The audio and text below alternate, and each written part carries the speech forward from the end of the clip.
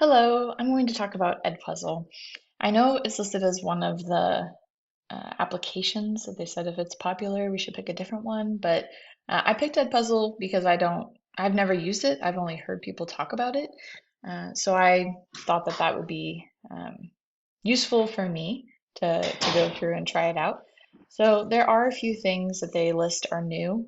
If you go to add new, then you can create a quiz and you can also create slides. So I thought the slides was an interesting one because you can actually add a slide that has a question on it and then it will take it like a quiz. So I have under my content, I created one using a slideshow that we made at school. So this one, we just created a slide about ourselves to share at our PD back to school. So then I just inserted a silly multiple choice question that the kids could answer, say, about the previous slide. So kind of like, are you paying attention?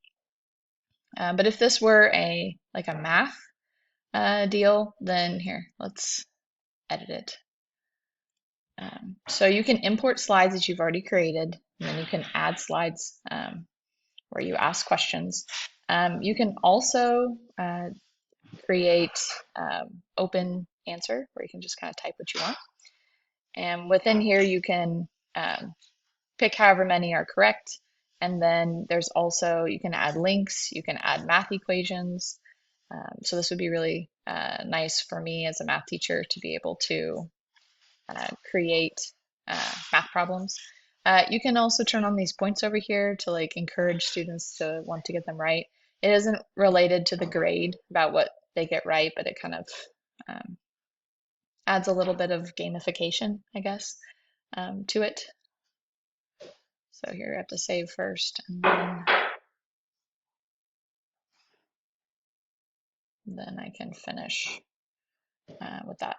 So that's what the slides looks like. So it's kind of similar to the video, except you don't have to give them a video. So if you don't want it to be something really, I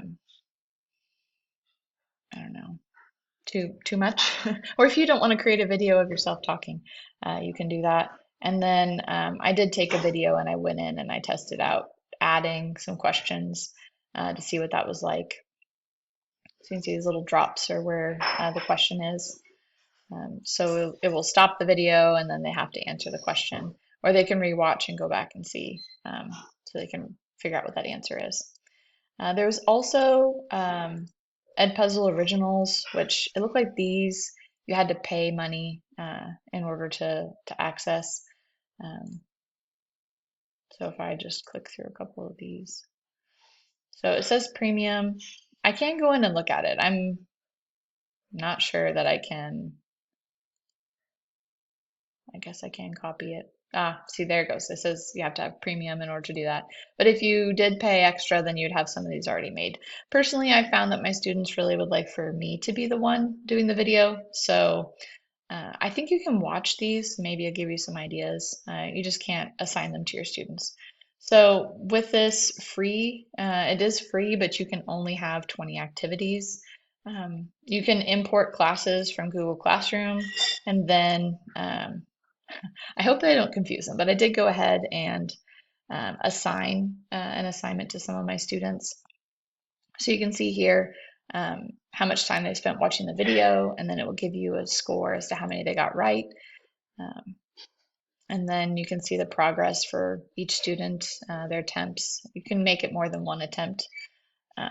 And then, like I said, this was posted to my Google Classroom. So if I go into Google Classroom, it is an assignment that they can see along with everything else, which is nice because then I can just send them to Google Classroom and then they can open it from there. So this is an interesting application. The thing that I'm not crazy about is you can only do 20. So if I really got into this, then I'd have to start paying them money. The other thing that I thought was interesting was this professional. You can go in there and there's a little bit of PD that you can do through them. So that's Edpuzzle.